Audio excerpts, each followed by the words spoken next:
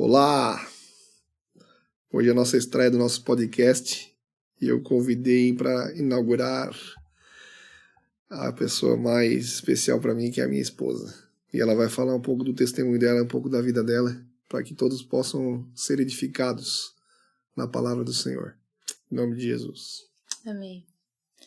Olá, eu sou a Catiane, mais conhecida como Kai, né? Esposa do pastor Rafa. E ele fez questão, de começar esse podcast comigo. Para mim é uma honra. Gostaria de falar um pouquinho, então, da minha experiência, como foi a minha infância, como foi a minha conversão e até chegarmos aqui, certo? Eu tive uma infância tranquila, graças a Deus, tivemos uma vida bem tranquila. Vim de uma família católica,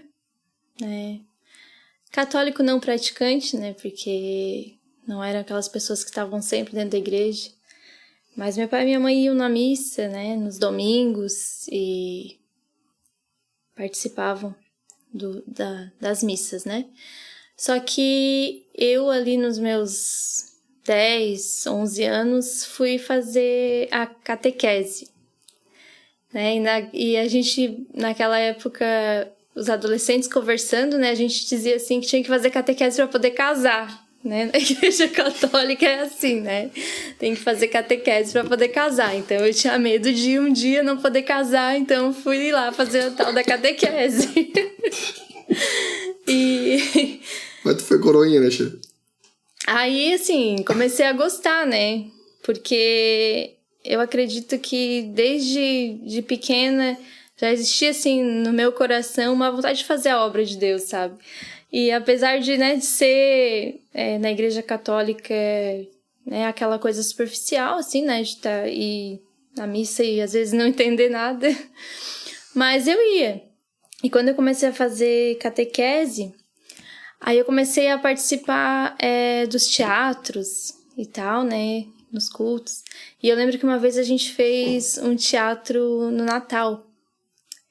E esse teatro me marcou bastante porque foi ali que eu conheci a história de Jesus, Porque até então a gente não lia a Bíblia, Não tinha esse costume de ler a Bíblia e tal. Conhecia, mas não profundamente, E aí, naquele teatro, eu comecei a gostar mais, sabe? Eu comecei a me interessar mais por Jesus.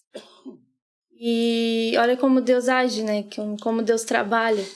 No simples teatro, eu fui tocada, E eu lembro que eu era a filha dos donos da hospedagem, que não tinha lugar para Jesus, Não tinha lugar para Maria dar a luz.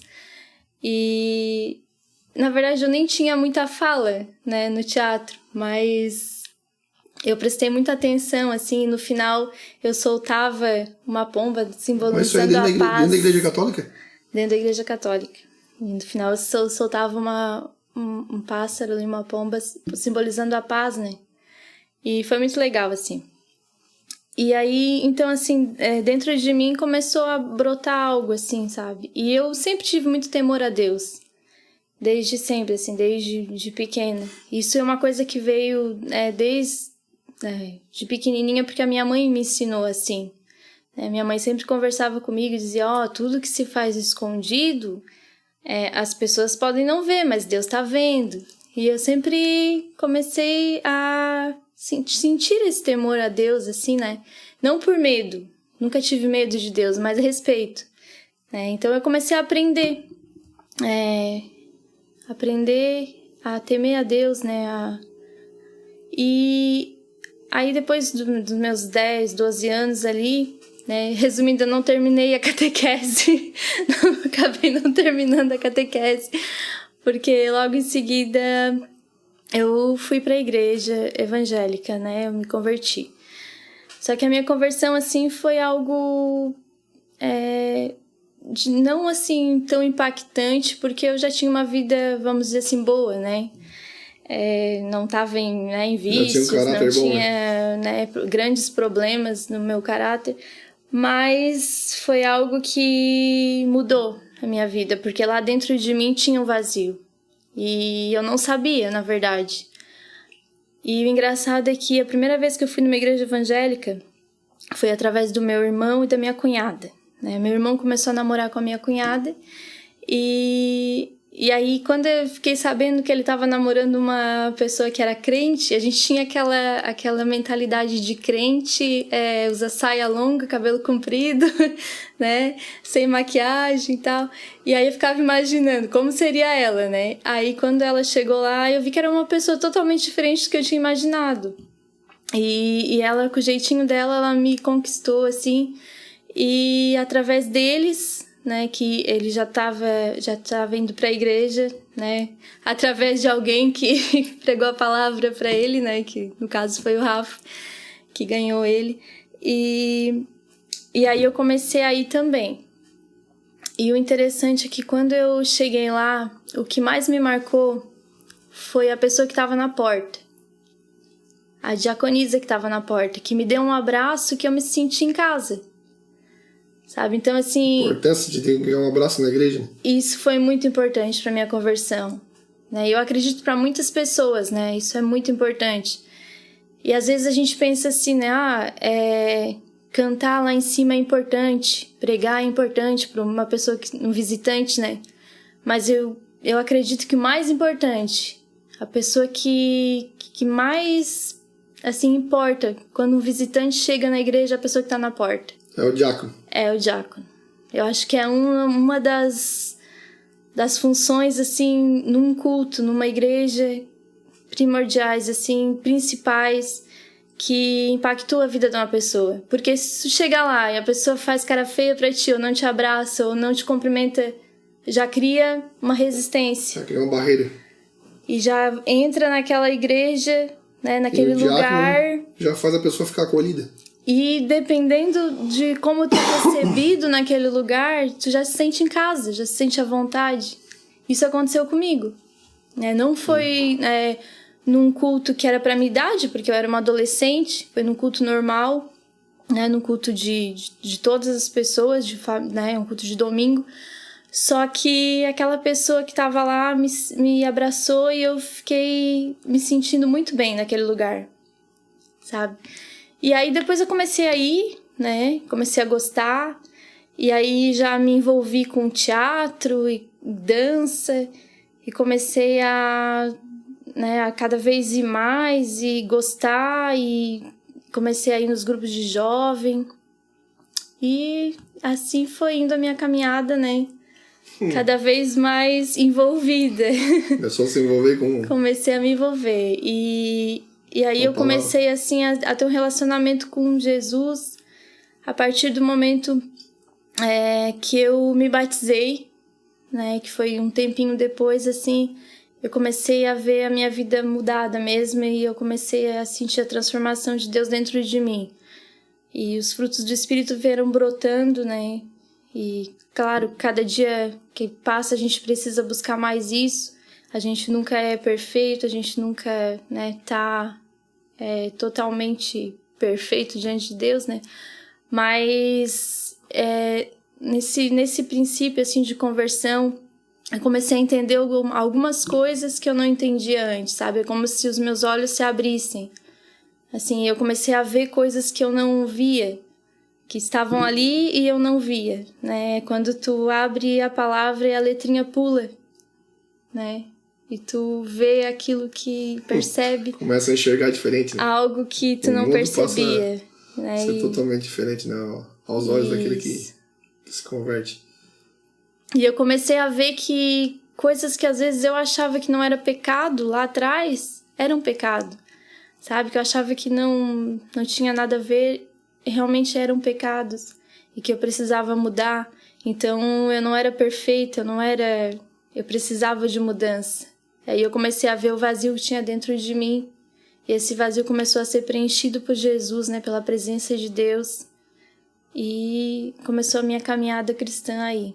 E qual foi a tua experiência mais marcante na fé? foi quando eu fui batizada com o Espírito Santo. Aí conta um pouquinho pra gente como é que foi, então. Foi num retiro, se eu não me engano, de carnaval.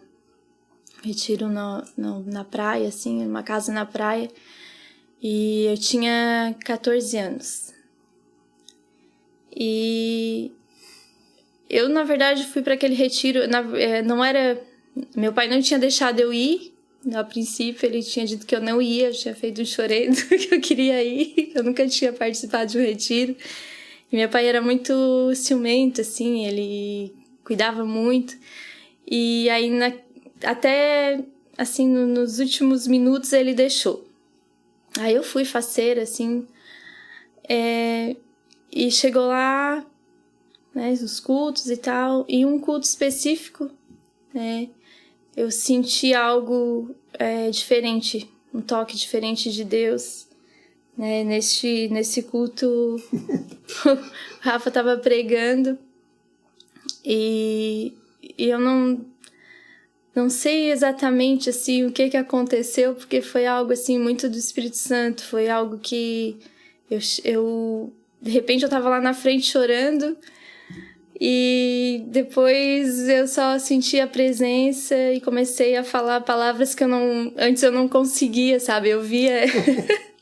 Isso é engraçado, porque eu via a pastora falar em línguas da minha igreja e eu tentava imitar ela. Eu dizia, mas por que eu não consigo?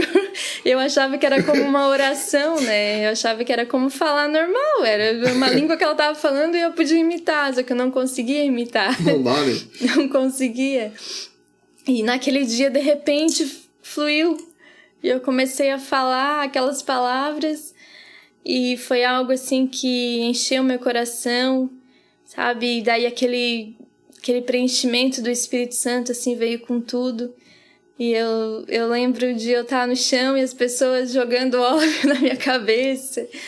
Assim, foi bem marcante, foi bem especial. Aquele retiro assim. Foi bem doido. E esse retiro, na verdade, foi algo tão de Deus, né? Porque essa parte tu pode contar, né? Eu vou contar então, porque eu tava orando pra Deus me dar uma esposa, né?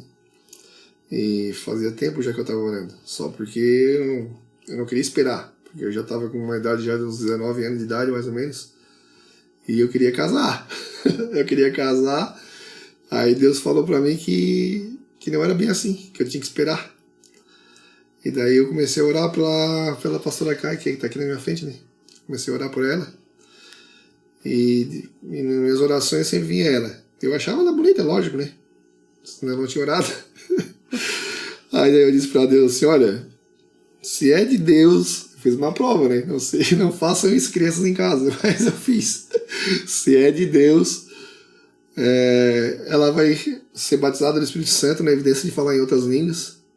Se for pra mim casar com ela tem que ser batizada no Espírito Santo, senão eu não queria.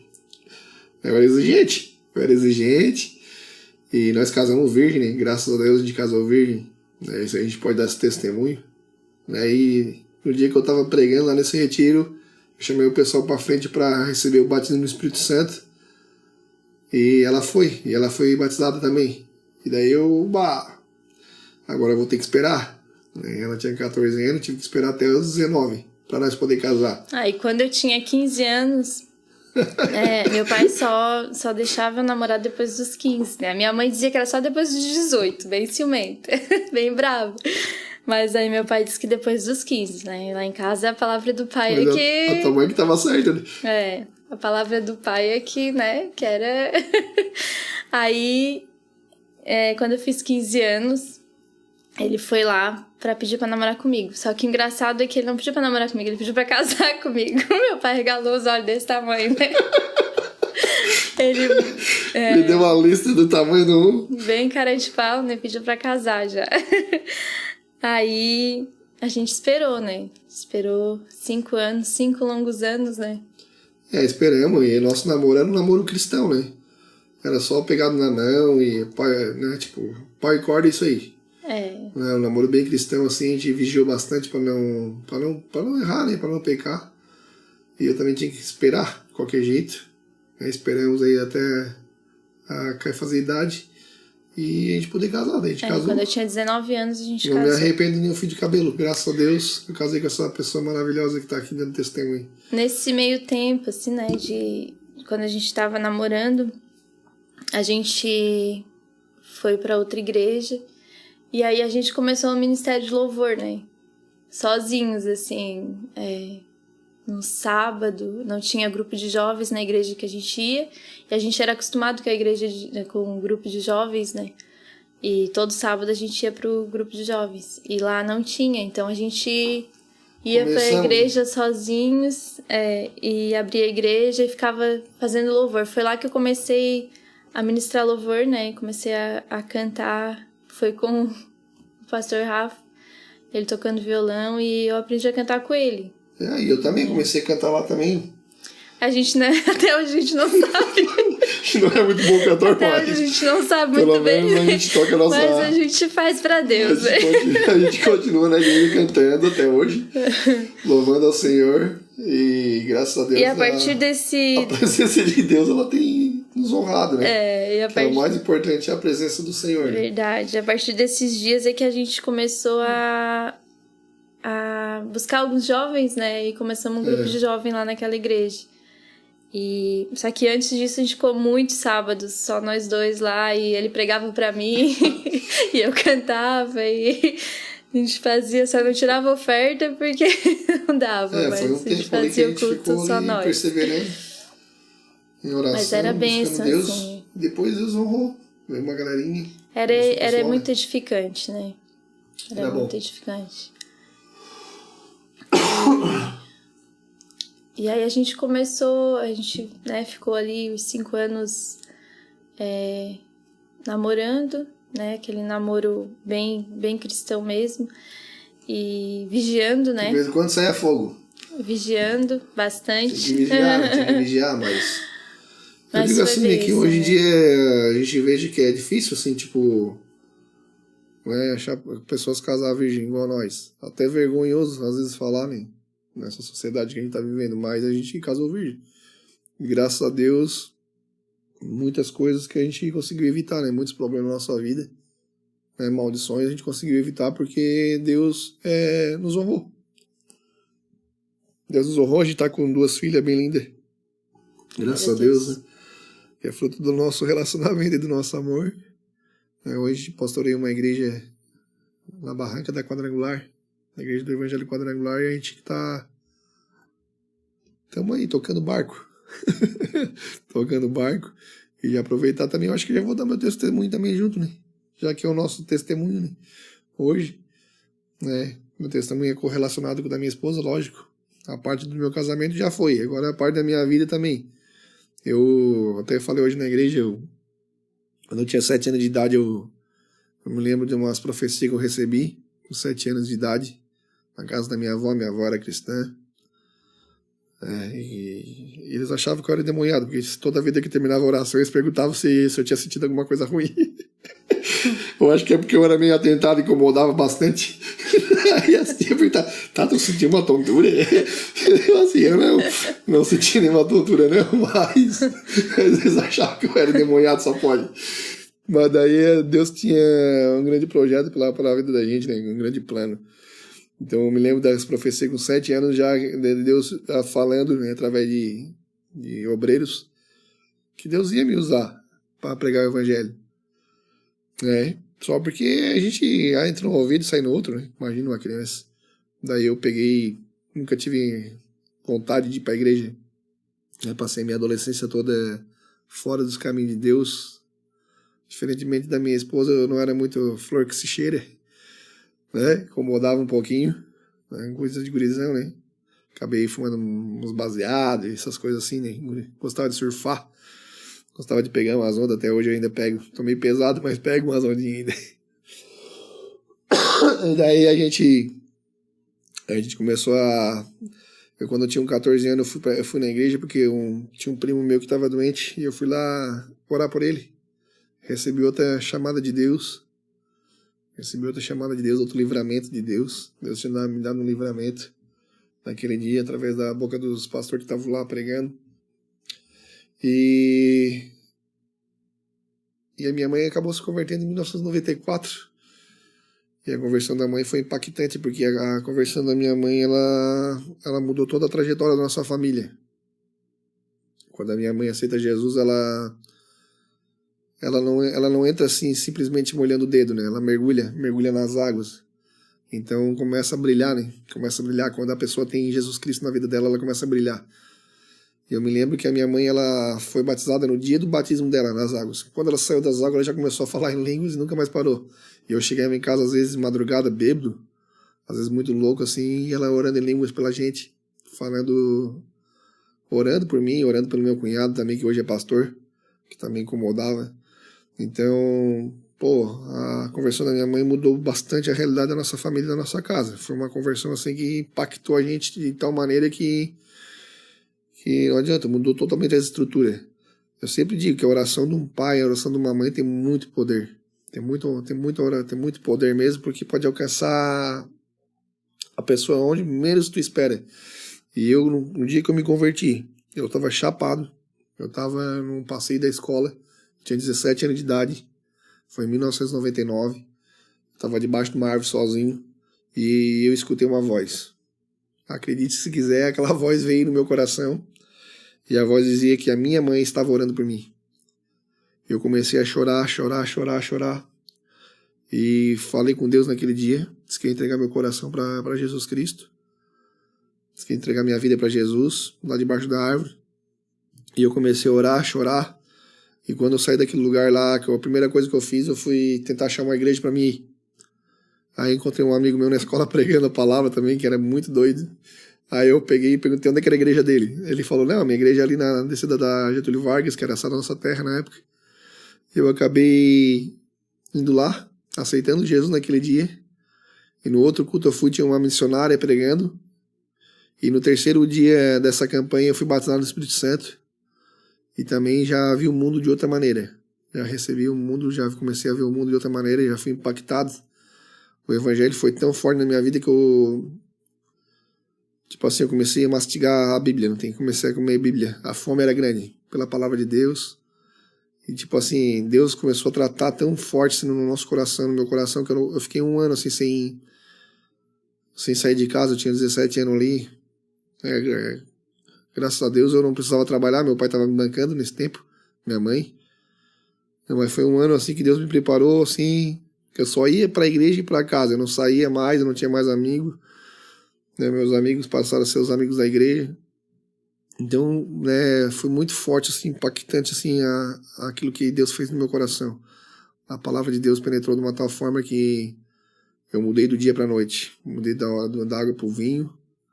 Comecei a pregar o evangelho com 6 meses de conversão. Eu já estava pregando lá em cima do púlpito. Coisa que eu nunca fiz na minha vida foi falar em público.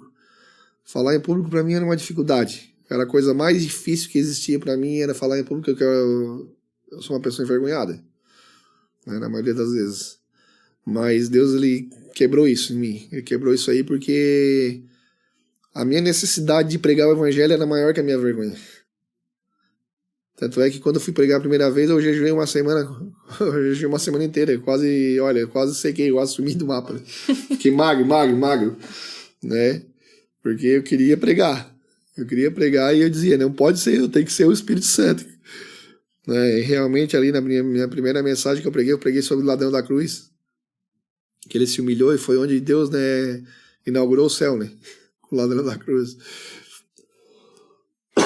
E 3 almas se converteram, 3 almas aceitaram Jesus. Então, pra mim, isso ficou marcado na minha conversão. Já faz mais de 20 anos isso. Então, isso pra mim ficou marcado, porque eu pregava com o microfone longe, assim, aqui, o microfone aqui, e aqui, eu tava com o microfone aqui, de tanta vergonha. Preguei 15 minutos, pastor Fogados com o bigodão atrás de mim, coçando o bigode. Mas no final, eu sei que as almas se converteram ali, pessoas aceitaram Jesus. E isso pra mim foi muito, muito gratificante, muito bom. E de lá pra cá eu só comecei a pregar, Comecei a pregar a palavra, não parei mais. É a coisa que eu mais gosto de fazer. É pregar o evangelho, testemunhar o evangelho de Jesus Cristo. Se Jesus mudou pode mudar qualquer um, pode transformar a vida de qualquer pessoa, pode transformar a vida de qualquer pessoa que está aí na rua agora, qualquer pessoa que está dentro de casa assistindo, tá? Verdade. A gente pode realmente entregar o nosso coração para Jesus e o resto ele vai fazer. E ele faz, né? A gente tem experimentado tantos milagres de Deus na nossa vida, assim, né? A minha mãe, né? Um milagre duas vezes, conta né? o testemunho da tua mãe, porque essa gente tem fé, ó. Essa minha esposa e meu cunhado, mas eles têm fé. A minha mãe se converteu através de nós, né? Ela, até então, a gente ia pra igreja, eu e meu irmão, e ela continuou católica, né? Eles iam na igreja católica, ela e meu pai. Só que chegou um momento em que ela viu que não adiantava, que ela também precisava tomar uma posição. E ela veio de uma família espírita, né? Meu avô, a vida inteira no espiritismo, né? Eu não tinha muita experiência, né, com o espiritismo, porque eu quase não participava, mas a minha mãe foi uma vida inteira, né? Dentro do espiritismo. Eu lembro de algumas vezes que eu fui na casa do meu avô e ele estava atendendo as pessoas e tal, né? Mas ele, assim, uma vida inteira, assim, de espiritismo mesmo. Depois meu avô faleceu, minha mãe cuidou dele, ele ficou 1 ano na cama. Antes de ele ficar na cama, eu tive a oportunidade de orar com ele, de conversar com ele, e ele entendeu algumas coisas, assim, e confessou Jesus, né? Ele confessou, entregou a vida dele para Jesus, e isso, assim, foi uma alegria no meu coração, né? Deus sabe, né? Todas as coisas. E a minha mãe, então, ela ficou 1 ano cuidando do meu avô na cama. Ele ficou acamadinho. E ela passou, assim, por um período bem difícil na vida dela. E depois o meu avô faleceu.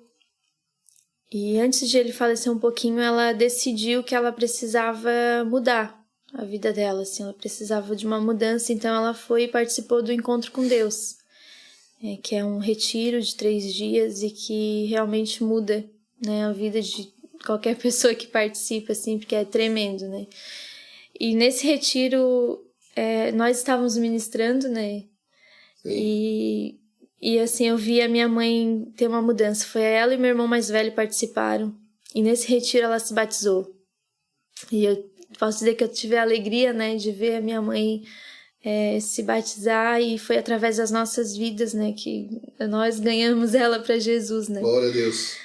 E então, a partir desse momento, a minha mãe teve uma vida transformada. Minha mãe era uma pessoa muito tímida, nossa, não fazia nada sozinha, era muito tímida. E ela começou a ser ousada, ela começou a mudar, ela se tornou outra pessoa. Só que depois de algum tempo, meu avô faleceu e ela teve um problema de coração, né? Ela infartou 2 vezes e a gente teve que levar ela para fazer uma cirurgia. E essa cirurgia seria colocar uma ponte, né? Ponte safena e tal. E chegou lá, ela fez a cirurgia em Curitiba, meu irmão foi junto, meu pai, ficaram lá. E na cirurgia ela passou bem, só que depois ela começou a passar mal, criou água no pulmão e tal. E os médicos deram 5% de chance de vida para ela. E eu lembro que no dia que meu irmão ligou dizendo que os médicos tinham dito que não tinha muita esperança, eu fui pro quarto dela, peguei uma blusinha dela e me ajoelhei na cama, assim, e comecei a orar e clamar pela vida dela, sabe? E comecei a clamar mesmo, pedir para Jesus tocar, para Jesus fazer a obra, para que Deus entrasse lá naquela UTI onde ela estava e que ela recebesse de volta o fôlego de vida. E eu lembro que eu comecei do nada, eu comecei a dizer: Senhor, dá o fôlego de vida para ela, dá o fôlego de vida para ela, que os pulmões dela volte. E nós clamamos muito, assim, e toda a família começou a orar. E eu lembro que naquele mesmo dia meu irmão ligou dizendo que ela tinha melhorado, sabe, assim. E isso já fazia vários dias que ela estava na UTI bem mal, que ela tinha melhorado e que chegou lá eles estavam tirando os aparelhos dela. Então esse aí foi um milagre tremendo. Foi algo assim que, sabe, Deus nos surpreendeu, né? Apesar da nossa fé, né, de a gente crer, mas foi uma surpresa de Deus para nós, sabe? E quando a gente recebeu a nossa mãe de volta, ela tava bem fraquinha, bem fraquinha. Obra do Espírito Santo grande. E de repente, passando os dias, ela começou a se fortalecer e ficou bem, né? Aí, né, começou na obra com a gente, né? Nossa diaconisa, não falta culto. Tá ela é minha mãe. As duas. Nossas diaconisas da igreja. As duas diaconisas, assim, que nós temos o privilégio, né, de andar com a gente, porque nós somos edificados através da vida delas, a gente aprende, né, através da vida delas, elas são bênçãos na nossa vida, assim, né. E pessoal, não deixa de dar o like aí, né, compartilha esse vídeo, dá o like, assina o, como é que é? Se inscreve e aperta o botãozinho da notificação lá. A gente vai pegar amanhã ainda, estamos aprendendo a fazer isso aqui.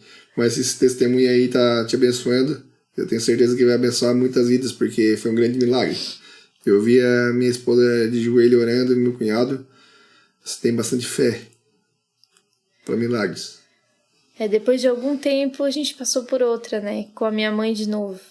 Ela teve um problema no pâncreas, até então ninguém sabia o que era.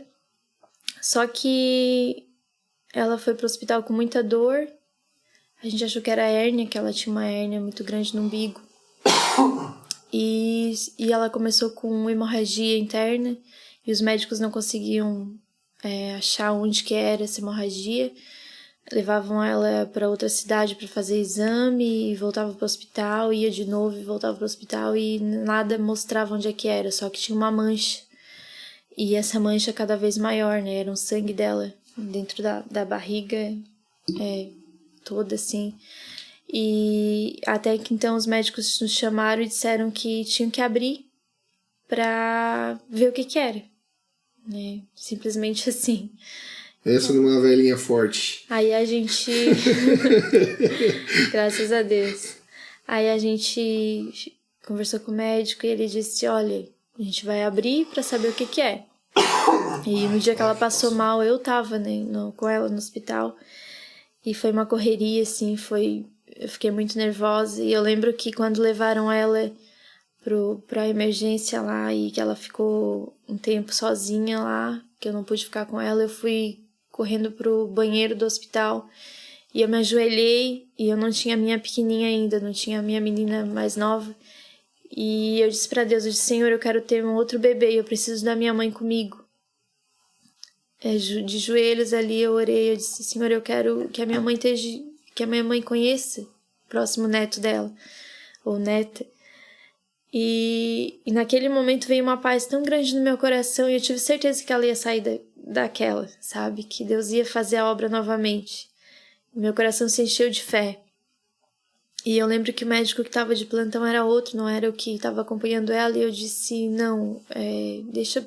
Eu falei pra eles, não faz cirurgia agora, porque eles disseram que tinha que fazer uma cirurgia de emergência. Deixa eu chamar o meu irmão, deixa a gente conversar, porque tem que ser o médico que estava acompanhando ela.